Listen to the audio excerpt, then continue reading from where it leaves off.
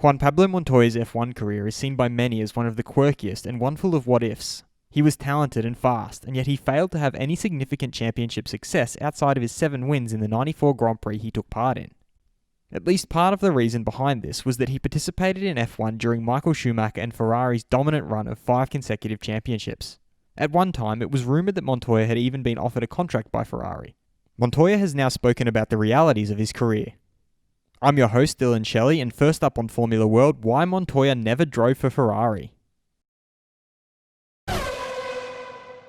Montoya began by confirming that he would have been interested in driving for Ferrari, but explained why he chose not to pursue a deal with them. If Michael wasn't at Ferrari, I would certainly have considered it, because Ferrari is a good team. At the time, Schumacher was the clear number 1, and I didn't want to join as a second driver. He then gave some insight into his relationship with teammate Kimi Räikkönen. There were no big problems, but it was very difficult to build a good relationship with Kimi. He doesn't open himself up very much. We had meetings and other commitments, but it was all very surface level stuff between us. He concluded by revealing the reasons behind why he never chose to return to F1, despite the efforts of F1's then CEO Bernie Ecclestone. When I left McLaren, it was actually a closed book for me, because there was nothing left in Formula 1, and that's why I signed with Chip Ganassi in NASCAR for 5 years. After that, Bernie called me, but I quickly said I didn't want to go back to Europe. Fast feed. Renault's Daniel Ricciardo has spoken about the recent movement and that not being a racist isn't enough and that you have to speak up because being silent is part of the problem. Racing Point's technical director Andrew Green has revealed that from the first race until the end of 2021, they will have a team that will take care of the management of the homologated parts. This, he feels, is necessary as any violations including taking an approved part and rubbing it with a file will be deemed as breaking the rule, leading to them being excluded from the event, which he labelled as draconian. F1's managing director Ross Brawn thinks that they can partly restore the economy, which is crucial for the teams. With no championship at all, the money tap for all the teams will be completely closed.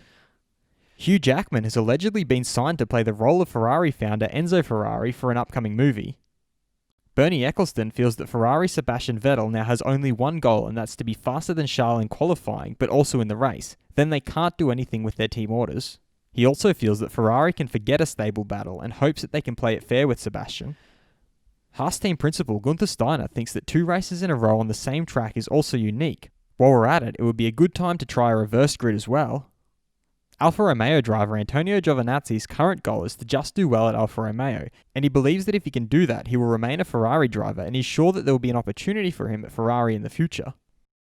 Alexei Titov, the promoter of the Russian Grand Prix, has revealed that they are preparing to organise the race, which is still scheduled for September 27th, despite the fact that the Portuguese are trying to take over that date. And McLaren has reportedly gone to court in an effort to fight a group of investors who are trying to block McLaren's attempt to use their technology centre and heritage collection to secure loans. Would you like to have seen Montoya race at Ferrari? Head over to my community page to vote in the poll and let me know what you think in the comments. And if you like this video, feel free to subscribe and check out my others for all the latest in the world of Formula 1.